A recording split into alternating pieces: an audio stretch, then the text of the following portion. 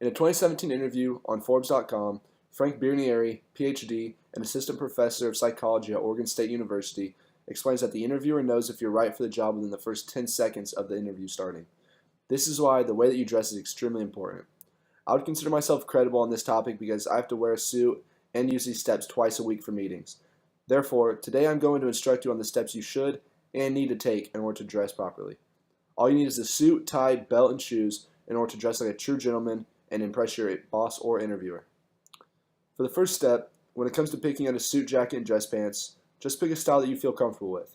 For example, the picture on the left shows a man with a mismatched jacket and pants.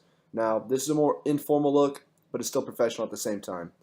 And the picture on the right shows a man who has a matching jacket and pants.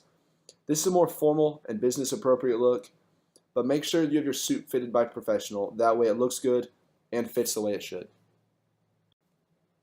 Now, for the second step, make sure that your belt and shoes match. Whether that means wearing a black belt with black shoes, brown belt with brown shoes, or even a red belt with red shoes. Just make sure they are always matching.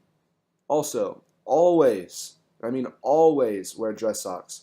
Your dress socks can have a pattern on them or just be a plain color, but make sure you have them on at all times while dressed in this manner. Next comes the suit buttons. I oftentimes see people in suits walking around campus with both or all their suit buttons buttoned. That is not correct. If your suit has two buttons, which most do, then you have the top one buttoned while you're standing and you have it unbuttoned while sitting, and you never use the bottom button. In the rare occasion that your suit has three buttons, you follow the same rules as you did with the two-button suit, but instead of just using the top button, use the middle one as well, always leaving the bottom button undone. Next comes figuring out what type of tie you need for the suit that you are wearing. Different suits have different kinds of lapels. The suit pictured on the left has thin lapels, while the suit on the right has thick lapels. If you're wearing a suit with thin lapels, you need to pick a thin tie, like the man on the left. If you're wearing a suit with thick lapels, you'll need to pick a thick tie, like the man on the right. From there, one of the most important steps to follow is how to tie your tie. You will need to first have the thick part of the tie on one side of your shoulder and longer than the thin side of the tie on the other side of your shoulder. Step 2 and 3 shows that you will then cross the thick side under and all the way around the thin side of the tie, making a type of loop. Then for step 4, take the thick side of the tie and go under the part around your neck.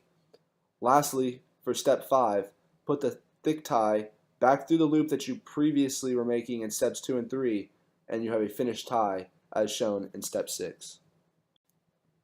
Lastly, you're going to want to pick out a pocket square.